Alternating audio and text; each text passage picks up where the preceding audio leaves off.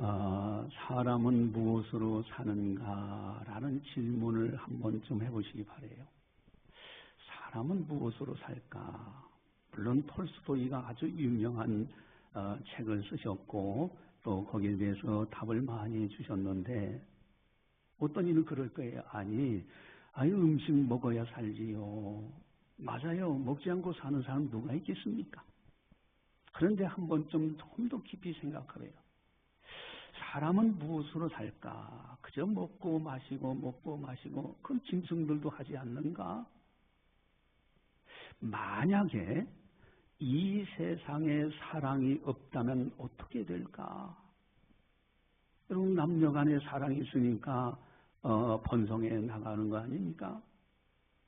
부모님과 자녀 간의 사랑이 있어서 가정이 일하고 또 사회의 사랑이 있어서 훈훈한 사회가 되지 않는가? 여러분 요양보호사하고 사회복지사라는 직업이 있는데 정말 보람된 직업이에요. 물론 다른 모든 직업이 죄가 되지 않는 한 다 보람된 직업이고 귀한 직업입니다. 그러나 어려운 사람들을 돌보며 살아가는 직업이라는 것이 얼마나 복된 것일까? 아름다운 직업 아닌가? 여러분 만약에 이 세상에 사랑이 없다면 어떻게 될까? 삭막하고 약육강식에 불안하고 평화는 온데간데 없을 거예요. 여러분 분명한 것이 있어요.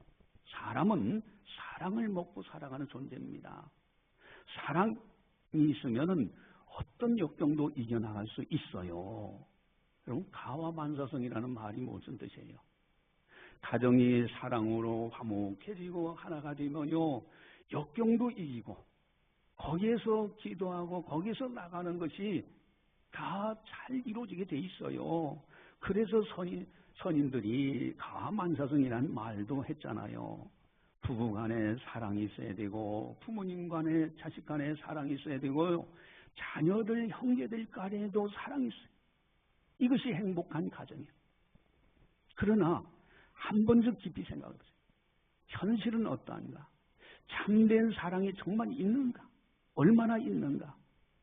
여러분 요즘 부부간에 이혼하는 가정이 얼마나 많아요. 황혼 이혼이라는 것이 있더라고. 오늘날 통계를 낸 것을 보니까 황혼 이혼이 의외로 많대요. 나이가 들어서 이혼한다. 세상 말로 말하면은 그 주책 아닌가? 나이 들어서 조금만 더 살지 말지. 그거 이혼해가지고 또 살자. 어쨌든요, 여러분 사랑이 식은 시대예요. 사랑이 현실적으로 보면 없어. 장수 기조대회가 있어요. 연로하신 분 있잖아요. 한 90이 되고 이렇게 장수하신 분들, 노인분들 이제 TV에 나와서 프로그램인데 코미디언들이 이제 사회를 봐요. 그러면서 하는데 90 넘은 그 할아버지 할머니 두 분 딱 앉아가지고 그러니까 사회자 입장에서는 90세까지 이렇게 두 부부가 할머니 할아버지가 살아있으니 얼마나 행복하게 살았는가. 거기 참 이렇게 장수하셨습니다. 서로 사랑하면서 이렇게 오래오래 사셨습니다. 그랬더니 대뜸 하는 얘기가 저 왼수예요. 아니 지금 방송하고 있는데 거기다 대고 왼수래. 원수라고도 안 해. 왼수라고 그래. 그러면서 그 속에서도 또 말라도 해. 여러분 진정한 사랑이 있느냐 이거예요. 부모와 자식 간의 사랑이 식어지고 또 자녀들 간의 사랑이 식어지고요. 예수님이 지적을 하셨어요. 마지막 때 종말의 징조가 뭐냐? 사랑이 식어지죠. 부모와 자녀 간에 대적하는 이런 일들이 벌어진다 이거예요. 형제 간의 말다툼, 명절 때 되면은 그저 형제들이 모여서 사랑하고 서로가 좋은 말 해도 저기 한데 그때 되면은 다 전쟁이 전쟁. 참된 사랑이 있느냐 이거예요. 여러분 친한 친구 간의 배신도 마찬가지예요. 어떤 이제 그분이 이제 직접 자기 이야기를 이렇게 했는데 그걸 영상화했더라고. 이분이 국어 선생님으로 학교 교단에서 30년을 직장 생활했어요. 그리고 은퇴하고 나니까 퇴직금도 좀 받았고요. 연금이 또 나오고요. 아파트도 하나 있어요. 그게 여 선생님인데 그렇게 은퇴하고 나니까 얼마나 홀가분합니까? 이제는 야 이제 남편하고 여행이나 다녀야 되겠다 뭐 이쯤 생각했겠죠. 근데 어느 날 50년 동안 사귀었던 여자친구 같이 그 소꿉장난하면서 종이접기 하면서 살았던 그 친한 친구가 있어요. 근데 그 친한 친구는 가정이 조금 어려워. 근데 이 친구가 퇴직했다는 것을 알고 퇴직금도 받았지 뭐 돈 좀 있다 하는 것을 알게 되죠. 어쨌든 이제 늘 만나서 차 한잔 마시고 식사하고 그러는데 야 우리 한번 찻집 하나 해보자. 그거 하면은 꽤 괜찮다. 그러니까 이분도 퇴직하고 나서 할 일이 없으니까 소일거리가 필요해. 그래서 둘이 동업을 했어요. 동업을 하면서 퇴직금 갖다 넣었지요. 그리고 아파트, 그 친구는 가난하니까 어쩔 수 없고, 그래서 자기 아파트 담보로 잡아서 대출도 받아가지고, 그래가지고, 이제 찻집을, 이제 전주에 가면 한옥마을 같은 그런 곳에 전통 찻집을 잘 차렸어요. 근데 하루하루 이렇게 하면서 처음에는 매출도 잘 올라가는 것 같고 그랬는데, 어느 순간부터 매출도 떨어지고, 이상하게 장부를 정리해 보면은, 이상하게 의문 나는 것이 너무 많아. 그래서 그 친구랑 이야기하니까 나 의심 하나야. 그래서 이제 어느 날 또 이제 세월이 지나가면서 이 친구가 돈을 다 뒤로 빼돌려서 결국은 필리핀으로 도망친 거예요. 그러니 이거 어떻게 된 거예요? 이게 막 배신감, 그 50년 동안 사귀었던 그 친구 간의 사랑을 어디 갔어요? 배신감이 넘쳐나는 거예요. 거기에다가 남편하고 같이 이제 저 집에 있는데 법원에서 경매장에 올라왔어요. 그래서 결국은 아주 어렵게 된 그런 사례가 하는 것을 봤어요. 여러분, 만약에 정말로 진정한 사랑, 참된 사랑만 하는 사람들이 모여 산다면 얼마나 좋을까? 그렇다면 여기가 천국 아닐까요? 근데 사람들은요, 오늘 사랑하다가 내일 배신하고, 오늘 배신하다가 내일 사랑하기도 하고, 변화무쌍해요. 왔다 갔다 해요. 이것이 현실 아니냐 이거예요. 그렇다면 참된 변함없는 사랑은 있을까? 과연 이 지구상에 진정한 사랑은 있을까? 있다면 어디에 있을까? 이 세상에 영원한 사랑, 변하지 않는 참된 사랑이 있을까? 참된 사랑, 유일한 사랑이 있다면 그것이 무엇일까? 만약에 영원히 변하지 않는 사랑의 뿌리를 깊이 내리고 그걸 기초 삼아서 산다고 한다면은 어떤 역경화도 흔들리지 않고요. 뭐 다른 사람 배신해도 좀 너그럽게 대할 수도 있고요. 흔들리지 않는 사람, 고난도 등이 이겨나가는 사람이 되지 않을까? 여러분, 그렇다면 우리가 뿌리를 내려야 할 중요한 참된 사랑은 무엇일까? 오늘 성경에 너무 중요한 말씀이 돼서 우리가 암송을 해야 되기 때문에 주보지에 나와 있습니다. 요한일서 4장 7절 8절인데 아주 핵심 요절입니다. 암송까지 해야 될 귀한 말씀이죠. 요한일서 4장 7절 8절 같이 보겠습니다. 사랑하는 자들아 우리가 서로 사랑하자. 사랑은 하나님께 속한 것이니 사랑하는 자마다 하나님으로부터 나서 하나님을 알고 사랑하지 아니하는 자는 하나님을 알지 못하나니 이는 하나님은 사랑이심이라. 아멘. 이는 하나님은 사랑이십니다. 여러분, 사랑을 알지 못한다면 하나님을 알지도 못해. 안다고 하지도 못해. 여러분, 사랑하면은 하나님은 사랑 그 자체시라는 거예요. 하나님의 사랑만이 참된 사랑이라는 거예요. 인간의 사랑은요 정말 변화무쌍합니다.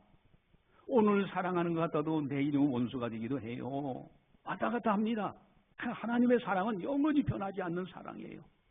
만약에 하나님의 사랑의 뿌리를 깊이 내려요, 아예 하나님의 사랑의 뿌리를 박아버려요. 그리고 가정에서의 사랑한다면 너그럽게 사랑해. 그리고 이웃 간에 사랑한다면 너그럽게 사랑해. 그리고 직장과 사이에서 사랑을 실천한다면은 또 그렇게 사랑합니다. 이것이 진정한 행복한 사람의 모습이 아닌가. 인생을 보람되게 사는 사람의 모습이 아닌가. 여러분, 하나님의 사랑을 느끼고 깨닫고 그 속에 뿌리를 깊이 내리는 것, 이것이 인생을 살아가는 아주 중요한 핵심 포인트예요. 신앙생활의 포인트입니다. 그런데 문제가 있어요. 여러분, 하나님이 나를 사랑하신다고 분명히 하나님은 말씀하시는데 나는 못 느끼겠는데? 하나님이 정말 나를 사랑하고 계시는가? 하나님은 우리를 사랑하고 계신다? 정말로 그럴까? 이걸 못 느끼는데 여기에 문제가 있는 거예요. 오늘 설교 제목은 뭡니까? 한번 따라서 하겠습니다. 먼저 우리를 사랑하신 하나님. 여러분, 분명히 하나님은 먼저 우리를 사랑하셨다고 하는데 나는 못 느껴요. 먼저 하나님은 우리를 사랑하고 계시는 것은 분명하게 성경은 말씀하시는데 이건 변함없는 진리죠. 다만 우리들이 아직 깨닫지를 못하고 있어. 시각이 없어. 이걸 느끼지를 못해. 여러분, 우리 한번 본문 19절을 우리 다시 한번 보도록 하겠습니다. 우리 19절 함께 보겠습니다. 함께 봅니다. 우리가 사랑하면 그가 먼저 우리를 사랑하셨음이니라. 아멘. 여러분, 먼저 우리를 사랑하셨다. 하나님이. 우리가 하나님을 깨닫고 사랑해서 하나님이 사랑하신 거 아니에요. 하나님이 먼저 사랑하셨고 그 다음에 우리가 깨달아야 되는데 이걸 깨닫지 못해. 여러분, 만약에 하나님의 사랑을 깨달았다고 한다면 어떻게 사느냐? 거기에 뿌리를 내린 사람은요, 이웃사랑을 즐거움을 해. 그래서 그 다음에 이제 20절과 같은 말씀을 또 하시는 거죠. 20절 같이 한번 보겠습니다. 누구든지 하나님을 사랑하노라 하고 그 형제를 미워하면 이는 거짓말하는 자니 보는 바 그 형제를 사랑하지 아니하는 자는 보지 못하는 바 하나님을 사랑할 수 없느니라. 아멘. 보이는 형제도 사랑하지 않는 사람이 보이지 않는 하나님을 사랑한다? 이 사람은 거짓말하는 것이라는 거예요. 여러분, 하나님은 먼저 우리를 사랑하셨어요. 그런데 문제는 내가 그 사랑을 깨닫고 그 사랑의 뿌리를 내려야 되겠는데 깨닫지 못하는 데 문제가 있어요. 어떻게 하면 하나님의 사랑을 느낄 수 있을까? 만약에 하나님의 사랑을 느낄 수만 있다면 정말 행복한 사람 아닌가? 정말 보람된 인생을 사는 사람 아닌가? 미운 사람도 없어지고 원수도 용서할 수가 있고요. 욕심도 내려놓고 세상에 묶여 살지 않고 이제 베풀며 살고 섬기며 살지 않을까? 원망과 불평도 없고 감사와 찬송만 있지 않을까? 어떻게 하면 하나님의 사랑을 느낄 수 있을까? 깨달을 수 있을까? 오늘 이 시간에 중요한 비결 3가지를 생각해 보려고 합니다. 첫 번째 하나는요, 비결 첫 번째 하나는 따라서 하겠습니다. 자연을 바라보라. 할렐루야. 자연을 바라보라. 여러분, 하나님의 창조한 세계를, 자연을 자세히 바라보세요. 창세기 1장 1절에 태초에 하나님이 천지를 창조하시니라.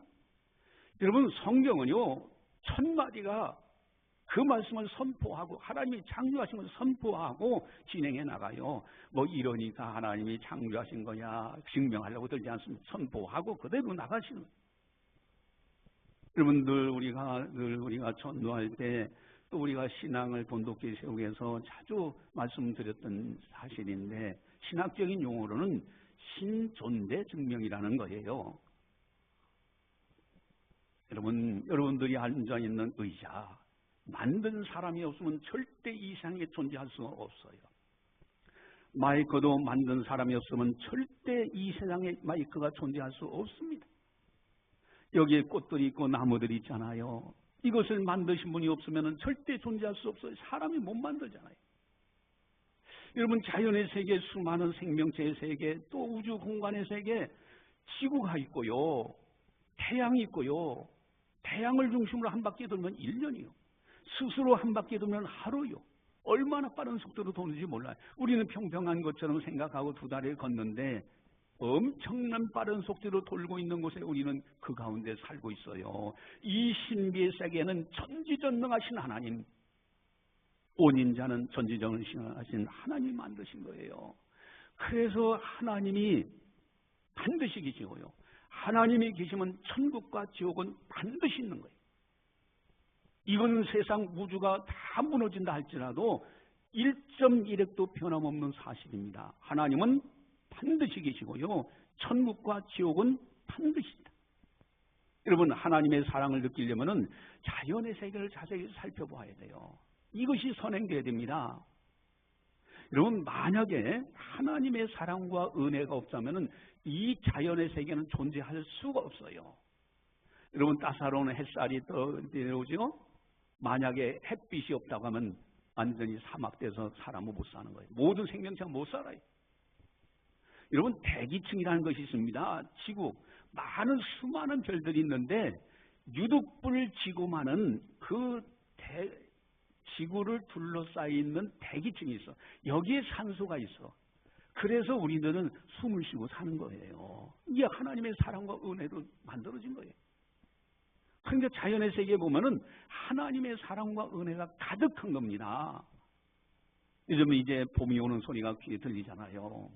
보니까요, 벚꽃이 뭐 이 근처에도 활짝 폈고요.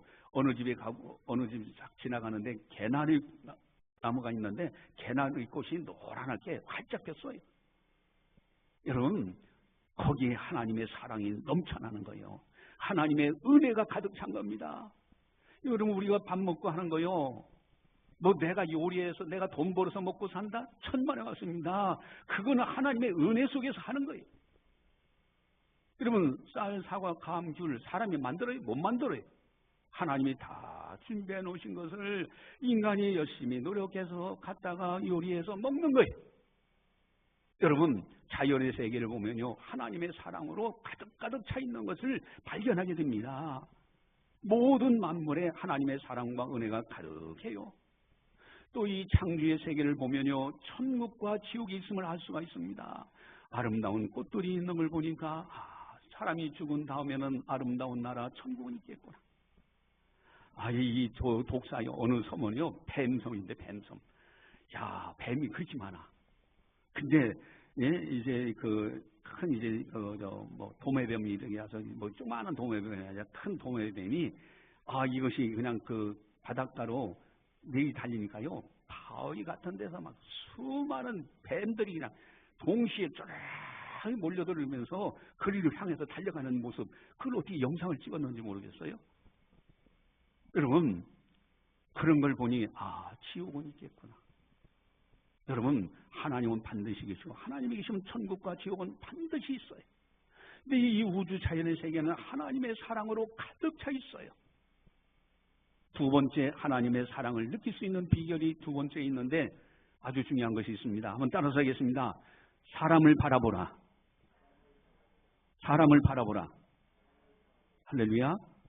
여러분, 창세기 1장 26절 28절에 하나님이 이르시되 우리의 형상을 따라 우리의 모양대로 우리가 사람을 만들고 그들로 바다의 물고기와 하늘의 새와 가축과 온 땅과 땅에 기는 모든 것을 다스리게 하자 하시고, 하나님이 자기 형상고 하나님의 형상대로 사람을 창조하시되 남자와 여자를 창조하시고 하나님이 그들에게 복을 주시며 하나님이 그들에게 이르시되 생육하고 번성하여 땅에 충만하라. 땅을 정복하라. 바다의 물고기와 하늘의 새와 땅에 움직이는 모든 생물을 다스리라 하시니라. 아멘.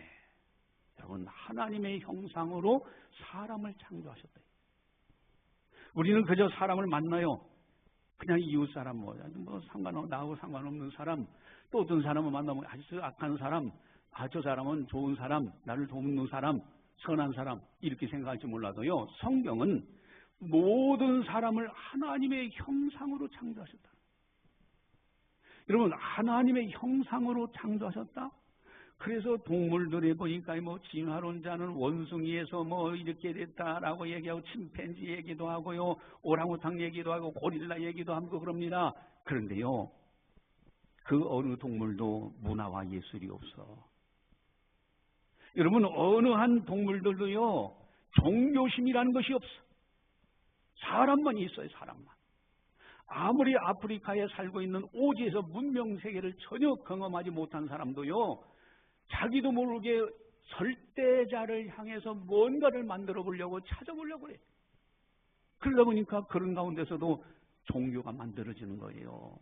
여러분, 이것이 바로 하나님의 형상으로 창조했다는 증거들입니다. 여러분, 하나님은 우리 인간들을 극진히 사랑하고 계셔요. 왜? 하나님의 형상으로 창조하셨기 때문에 그렇습니다. 여러분, 우리들이요, 사람을 보면 하나님의 사랑으로 가득하구나. 그런데 문제는 어떤 이는 천국에 가고 어떤 이는 지옥에 가는데 문제가 있는 거예요. 지옥은 왜 존재하는 겁니까? 마귀를 심판하기 위해 존재하는 것이 지옥입니다. 많은 사람들이 왜 그리로 끌려가죠? 마귀에게 속아서 가는 겁니다. 하나님은 모든 사람들이 다 구원받아 천국 가기를 원하시는 분이에요. 저 스님 산속에 들어가 있는 스님들도 회개하고 돌아오기를 기다리시고요. 무당들도 회개하고 돌이키기를 원하시는 분이 하나님이시죠. 하나님은 모든 사람들이 다 구원받기를 원하시는 절대적인 사랑이에요. 그래서 사람을 자세히 살펴보면요, 하나님의 사랑이 그 속에 있구나. 이걸 깨닫게 되는 거예요. 여러분, 두 번째 비결은 사람을 바라보라. 하나님의 형상으로 창조된 사람. 세 번째 비결이 있습니다.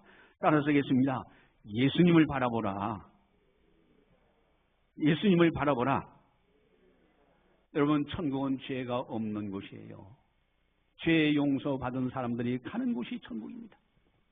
지옥은 죄를 지은 마귀를 멸망, 심판하기 위해서 존재하는 것이에요.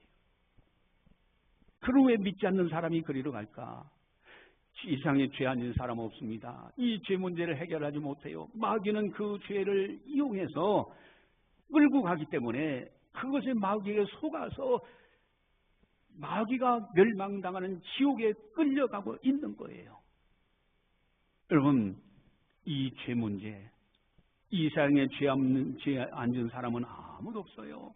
근데 이 죄라는 문제는요, 아무리 이성철 스님이 불교계 조계 중에 그렇게 큰 스님이라고 했던 그분도, 고행을 많이 석가모니 이래로 최고 고행했던 그분도 마지막 범어집을 제가 직접 귀로 들었어요.